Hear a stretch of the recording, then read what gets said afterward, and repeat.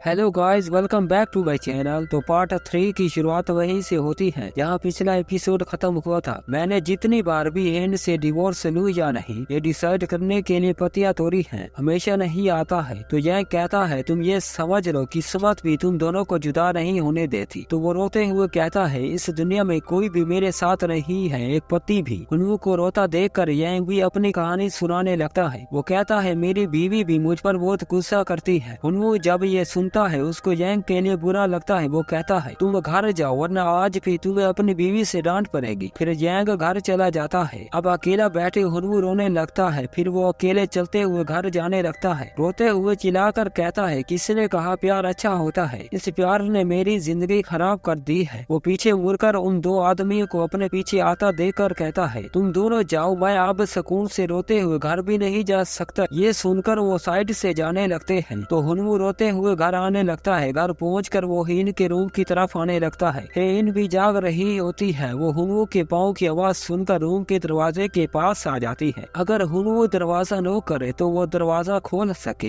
हुनवू काफी देर रूम के दरवाजे के पास खड़ा रहता है मगर दरवाजा नॉक नहीं करता। फिर वो अपने कमरे की तरफ जाने लगता है। उसके रूम का दरवाजा बंद होने की आवाज सुनकर हीन भी अपने बेड पर वापस आ जाती है। इससे हमें पता चलता है ये दोनों अभी भी एक दूसरे को प्यार करते हैं। हीन अपने लैपटॉप में हुनवू की तस्वीरें देख रही थी। वो सोचती है काफी टाइम से उसने उसको अच्छे से मुस्कुराते हुए नहीं देखा। वही अगले दिन हुनवू जेल आता है आंटी बोमजा से मिलने के लिए, जहाँ हमें पता चलता है बोमजा की 3 शादियां हो चुकी हैं मगर सभी शोरों को उसने कुछ वक्त बाद डिवोर्स दे दिया था। मैडम बोमजा ने कंपनी के पैसों में तालझाल किया था जिसका चेयरमैन को पता चल गया था, जिससे मैडम बोमजा सोचती है ये सब चेयरमैन को उनकी गर्लफ्रेंड सियोन ही ने बताया होगा, इसलिए मैडम बोमजा ने सियोन ही पर अटैक किया था। फिर चेयरमैन ने बोमजा को जेल में बंद करवा दिया था मगर अब उन्हें बोमजा की सेहत की फिक्र हो रही थी, इसलिए उन्होंने हुनवू को मैडम बोमजा की बेल करवाने के लिए भेजा था। आज है इनकी दादी माँ यानी चेयरमैन की बीवी की डेथ एनिवर्सरी थी। फ्यूनरल पर सब फैमिली के लोग आए हुए थे। यहाँ हमें चेयरमैन के बड़े बेटे बूम सीईओ के बारे में पता चलता है जिसका अपने फादर यानी चेयरमैन से झगड़ा होने की वजह से वो अब्रॉड चला गया था। आज वो अपनी मोम की मेमोरियल सर्विस में आने वाला था। किचन में हूँ फैमिली के सारे दामाद आए हुए थे। ये उनका रिवाज था। मेमोरियल सर्विस की तैयारी उनके सारे दामाद मिलकर करते हैं, सारे मिलकर खाना बनाते हैं। हमारा हुनवू भी वहाँ तैयारी में हाथ बटा रहा था। जहाँ हमें पता चलता है हूँ फैमिली के सारे दामाद उनसे परेशान थे, लेकिन उन सब को हुनवू के लिए बहुत बुरा लगता है क्योंकि वो तो है इनकी कजन सिस्टर के शोर थे जो कभी कभी आते थे, मगर हुनवू तो क्वीन ग्रुप की सीईओ का शोर था। ये कितना परेशान और मजबूर होता होगा। इसलिए हुनवू सबको गॉसिप करने की बजाय काम में ध्यान देने का कहता है। फ्यूनरल में चेयरमैन की गर्लफ्रेंड भी पहुंच जाती है जिसको सभी पसंद तो नहीं करते मगर चेयरमैन की वजह से कुछ कह भी नहीं सकते थे। कुछ देर में मेमोरियल सर्विस शुरू हो जाती है। तभी वहाँ मैडम बोमजा की एंट्री होती है। बोमजा आते ही हंगामा शुरू कर देती है। सबसे ज्यादा उसके प्रॉब्लम अपने बाप की गर्लफ्रेंड से होती है। वो आकर कहती है इसकी वजह से हमारी मोम की डेथ हुई, आप इसको हमारी मोम के फ्यूनरल में आने की इजाजत कैसे दे सकते हैं। बोमजा अपने फादर और भाई से ये पूछने लगती है।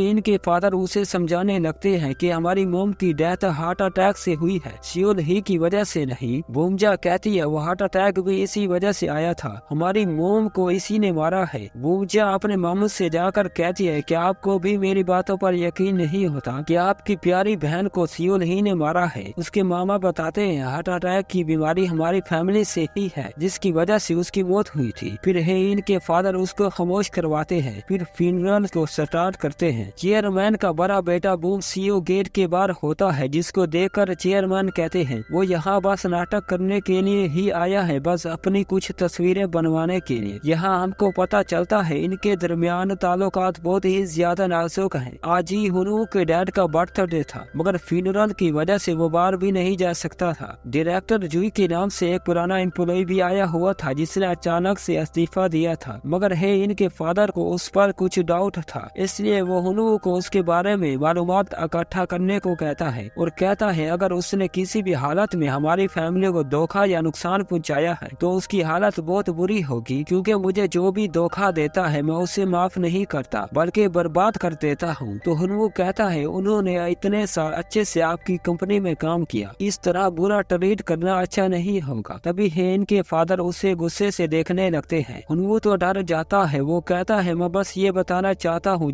जो भी मुझे या मेरी फैमिली को धोखा देता है उसका हाल क्या होता है। ये सुनकर हुनवू ज्यादा डर जाता है क्योंकि वो तो उनकी बेटी को डिवोर्स देने वाला होता है। वो सोचता है कहीं उन्हें डिवोर्स के बारे में पता चला तो ये मेरी क्या हालत करेंगे। ये सब सोचकर हुनवू घबरा गया होता है। उसी घबराहट में वो वहाँ से चला जाता है। अगले दिन हम हुनवू को हॉस्पिटल में देखते हैं। वो डॉक्टर को बताता है मुझे भूख नहीं लगती है, मेरे आसपास के लोगों को देखकर मुझे घबराहट होने लगती है। ये सब बताते हुए वो काफी परेशान लग रहा होता है। डॉक्टर उसकी रिपोर्ट देखकर बताता है कि तुम्हारा स्ट्रेस लेवल तो बहुत ज्यादा बढ़ गया है और तुमने अपने सिंथेसिस टेस्ट में अपने बारे में लिखा है कि तुम अपनी बीवी से डिवोर्स लेना चाहते हो। तुम बता सकते हो तुम ऐसा क्यों चाहते हो। हुनवू बताने लगता है कि मैं अपने ससुराल में रहता हूँ। उस फैमिली में एक ग्रैंडफादर भी है जिनकी एक गर्लफ्रेंड भी है। मेरे सास ससुर, एक साला उसकी बीवी और अभी जेल से रिहा हुई आंटी भी है। आज की दुनिया में भी वो सब एक साथ रहते हैं। डॉक्टर कहता है फिर तुम तो खुशकिस्मत हो। हुनवू कहता है हाँ इतना खुशकिस्मत हूँ। हमारी पूरी फैमिली रात को एक साथ डिनर करती है। रात को पूरी फैमिली इकट्ठी होती है पूरे दिन के बारे में पूछने के लिए। हमारी फैमिली वाले सारे त्योहार एक साथ मिलकर मनाते हैं। पूरे साल में 15 मेमोरियल सर्विस अटेंड करने होते हैं जहाँ मैं और पूरे क्वीन ग्रुप के दमाद सुबह से शाम तक काम करते हैं। उनका फैमिली रिवाज ऐसा है कि मुझे अपने लिए कोई पर्सनल टाइम नहीं मिलता। डॉक्टर उसकी जॉब का पूछता है तो हुनवू कहता है जॉब तो अच्छी है। जहाँ मेरी बीवी मेरी बॉस है। मेरी बीवी का बॉस मेरे ससुर हैं और उनके बॉस मेरे ग्रैंडफादर इन लॉ हैं। जब भी उनमें से किसी की कॉल या बुलावा आता है तो मेरा दिल और दिमाग कांपने लगते हैं। मैं परेशान हो जाता हूँ कि अब ये लोग मुझसे कैसा काम करवाएंगे। तो डॉक्टर कहता है तुम इस स्ट्रेस जैसे माहौल से अपने आप को दूर क्यों नहीं कर लेते। तो हुनवू कहता है इसके लिए बेस्ट ऑप्शन डिवोर्स का ही है। तो डॉक्टर कहता है तुम ऐसा करो अपनी बीवी को साथ लेकर अपने ससुराल से कहीं दूर अपनी दुनिया बसा लो। ये सुनकर हुनवू कहता है जितना मैं अपने ससुराल वालों को नापसंद करता हूँ उससे ज्यादा मैं अपनी बीवी से नफरत करता हूँ। डॉक्टर कहता है ऐसा क्यों। तो हुनवू कहता है मेरी बीवी को मेरी जरा भी फिक्र नहीं है कि उसकी फैमिली मेरे साथ कैसे सलूक करती है। वो सब नजरअंदाज कर देती है क्योंकि वो सेल्फिश बीवी है। वो अपने बारे में सोचती है मैं सिर्फ उसकी वजह से ही उसकी फैमिली के साथ घर दमाद बनकर रहने लगा। मैं आज तक उसके लिए ये सब बर्दाश्त करता आया हूँ मगर उसको मेरी कोई फिक्र नहीं है। शादी से पहले उसने मुझे कहा था कि मैं उस पर ट्रस्ट करूँ। एक फ्लैशबैक में हम देखते हैं कि हीर 3 साल पहले हेलीकॉप्टर से हुनवू के टाउन में आती है। तब उसने हुनवू से वादा किया था कि मैं तुम्हें कभी रोने नहीं दूंगी, तुम बस मुझ पर भरोसा करो। कमिंग टू प्रेजेंट उन पलों को याद करके हुनवू रोने लगता है।